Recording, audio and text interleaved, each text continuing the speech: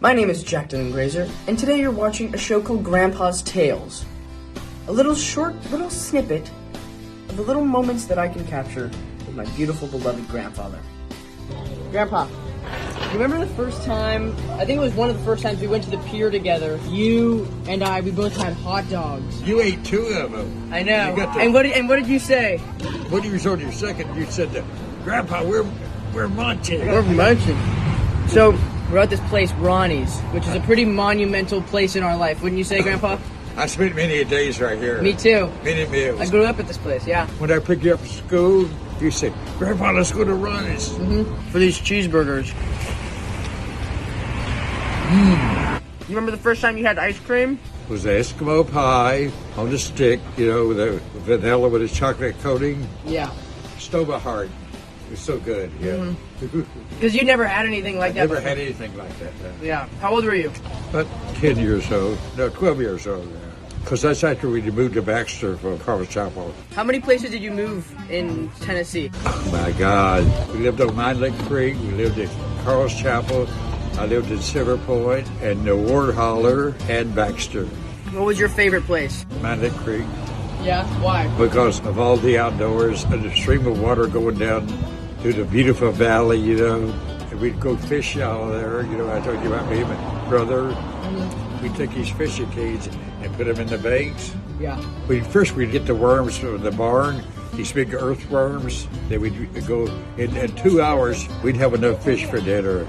You're always feasting. The creature emptied one pole and baited threw it back, and the other one would be jumping up and down. What was the fish that you guys caught? Was it The like rainbow trout, yeah. perch, and bass. That's wild. You caught your own food back then, huh? It's like going to the fish market. Yeah. Within 2 hours after we got there, we'd have 8 or 10 good-sized fish. Yeah. While we were fishing, remember I told you one time about the water moccasins, the snakes? Yeah. These willow trees were out over the stream. These snakes would go out those limbs and hang there, and when the fish got up close to the top of the water, they would snap it. You ever got in a dangerous encounter with a water moccasin? They were poisonous. We had They to be were? very careful, yeah. I always sit where there's gravels, like a gravel bar, and sit on that, not in the grass, because they were slipping through the grass, because they were very dangerous. That's smart. I remember you told me a story. You were out camping with your friends, and you heard like a scream, but it was a bobcat or something? Me and 2 more guys went down in this deep hollow, valley-like thing. We were going to camp out for the night. We built a fire and everything. We had our coats and blankets. And about midnight, we heard a scream, screeching. It was a wildcat. Nobody said a word. They just jumped up and we grabbed this stuff. We climbed this bluff. And I would not dare even attempt to do it. We climbed it at nighttime to get away from that. And it was like a steep thing? Nobody was saying a word. We were clawing to get out of there, Wow. So then, you rode horses too, right? I was riding a horse when I was 10 years old. Who taught you? You just learned on your own being My a dad country boy? just threw us up there. Yeah? He had this black, beautiful horse that he rode all the time. Trigger was his name. So we went up the mountain, went out through the valley. I didn't know what he was going after. He was going after moonshine. So we spent the whole day up there and got back, and he had 2 gallons in a burlap bags over the saddle horns. It come down a big storm, heavy, thunder and lightning and rain, and this river got up. I mean, it was real swift, and I didn't want to do it. So he took my horse and tied the reins around his saddle horn, and we went across this river. We'd go like 10 feet and down the river 5. We were a quarter of a mile down before we started. I was scared to death. Yeah. I've thought about that a lot in my life, swimming across that river. And how'd your dad feel about it? He's drinking. He wasn't worried about it. That was a real adventure. Yeah. Thanks for watching.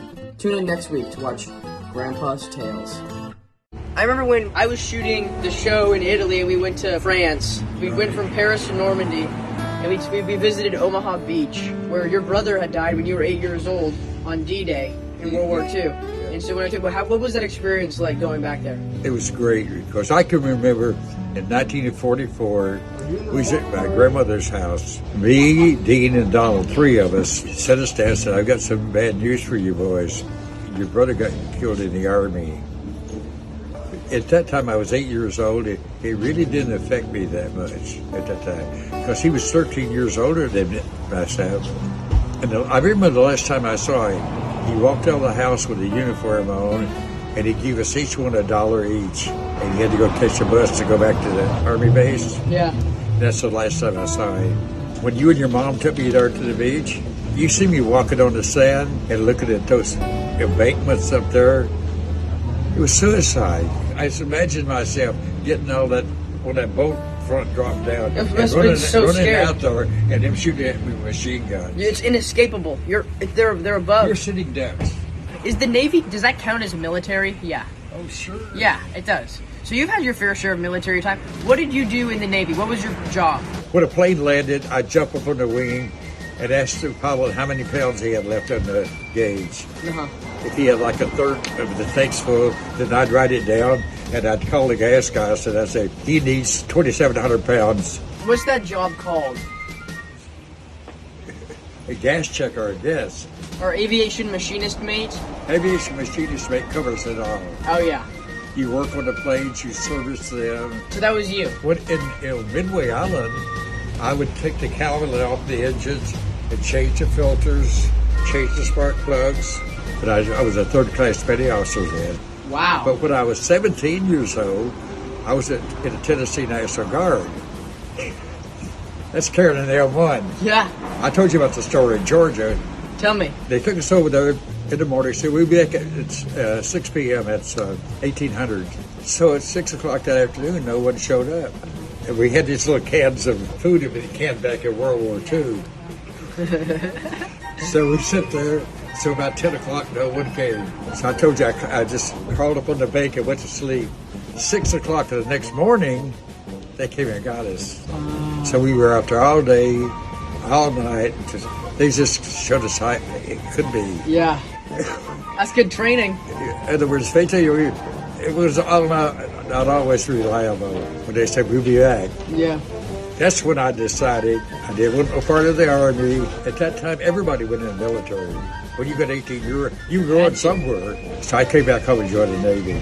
It was the adventure of my life. Seriously. Of all the things I did in my lifetime, that was the biggest adventure I ever had. Thanks for watching. Tune in next week to watch Grandpa's Tales. Grandpa, how old were you when you left Tennessee to go to California? I first left Tennessee to go to California when I was 18 years old. And where'd you go? I rode a Greyhound bus across. Through all the states? The first time I went to Texas, New Mexico, Arizona on the Greyhound bus to L.A. When I joined the Navy, we flew out here to San Diego. How tall were you when you went in the Navy? Almost 5'9", 5'8 3/4. That's barefooted, Yeah. no shoes. But I think I've shrunk over the years. It happens. Well, But what was going through your mind as an 18-year-old boy when you left Tennessee to go to California to board the USS Hornet? we had a little country boy, had never been anywhere, had never seen the ocean. It was awesome to go aboard that big ship. When I first saw it, I could not believe how large it was. Yeah. It was as long as 3 football fields. The aircraft carrier. Wow. I went aboard in Bremerton, Washington. They were working on the ship then. The biggest thrill of all was when we pulled out of Puget Sound and went out into the Pacific Ocean. I walked up to the bow of the ship. I thought, this is going to be the adventure of my life. And it was. Yeah. We went all over the Orient, Philippines, Hong Kong, Korea, Japan, South China Sea, What was it like going to all those different countries and meeting all the different kinds of people? Japan was my favorite. And you went to Hawaii too, right? Didn't you? That was the first one we went to, was Hawaii. Then we went from Hawaii to the South China Sea. Was it easy to make friends in the Navy? Not really. We were only in there like for 2 or 3 days at a time, I'm saying like on the ship. Oh, ship, yeah. I had good friends. Oh, yeah? Some of those guys I spent 2 cruises over with. I made 2 trips across Pacific and back, What kind of trouble did you guys get up to? I came out one time after drinking too much, and they had these little bombs when you threw them against the deck, they blow up, Uh-huh. and we blew the compartment out. Oh, my God. So we had to go to the captain's mast, and I had to, every day after work, go down in the engine room and wipe the oil off everything. That was my punishment. They didn't let you drink on the ship, did they? Oh, no.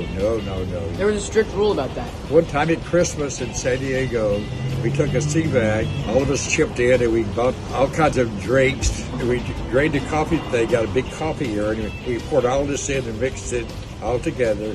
And we were drinking out of the coffee cups. That's the only time I ever did that.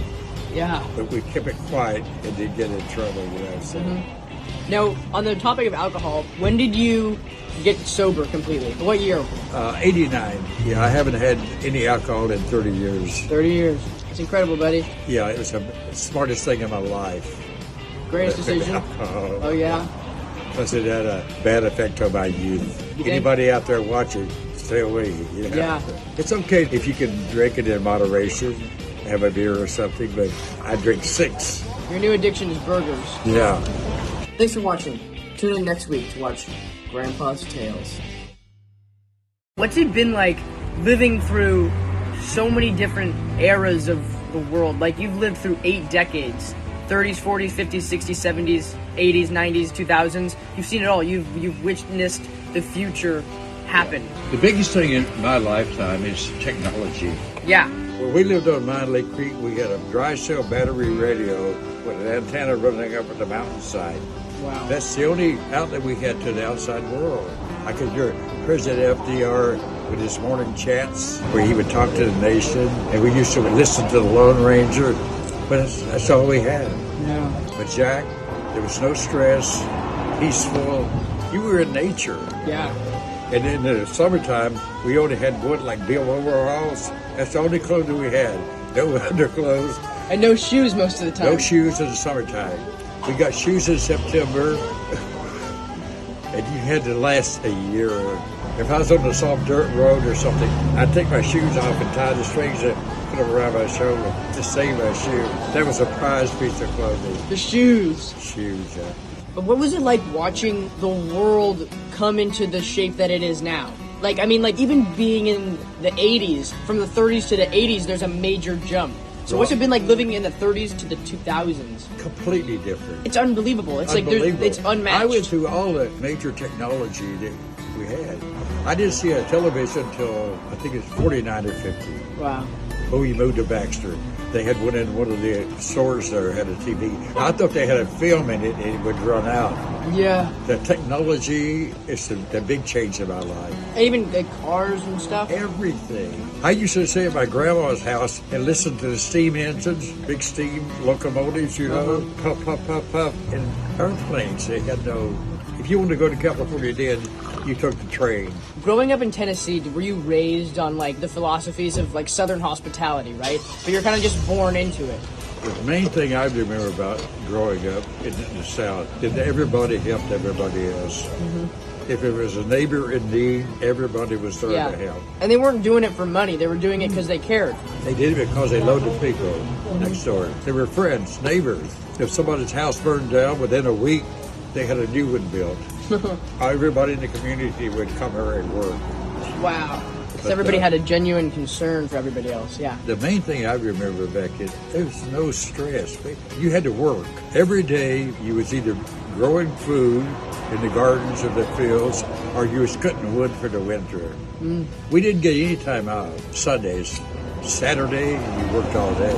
After school, we'd come home, we'd go work, come back in and do our homework and go to bed. It wasn't as much as living as it was surviving, you know? Yeah. Because now everything is handed to us. Everything, yeah. You had to cut your own wood. You had to grow your own food. We had our cows, our pigs, and our chickens. And it's not easy. Jack, they had gardens that you could not believe. My mom would say, go get me some radish, go get me some cucumbers, get me some tomatoes, pick me some green beans. And you know what's like another crazy thought? None of the fruits and vegetables that we eat now are anything like the fruits and vegetables that we ate then. No. They don't even taste the same. These tomatoes now grown in all this water thing, hot houses, taste completely different. The eggs tasted different because we had free-range chickens. They were orange. They're different They were colors. eating all the seeds and bugs and stuff. Wow. But it was a good life. It was hard, but it was good. Well, I think it definitely gives you discipline, you know? The one thing I've learned with childhood is you had to work. I worked until I was 81 years old. How many people do that? Thanks for watching. Tune in next week to watch Grandpa's Tales.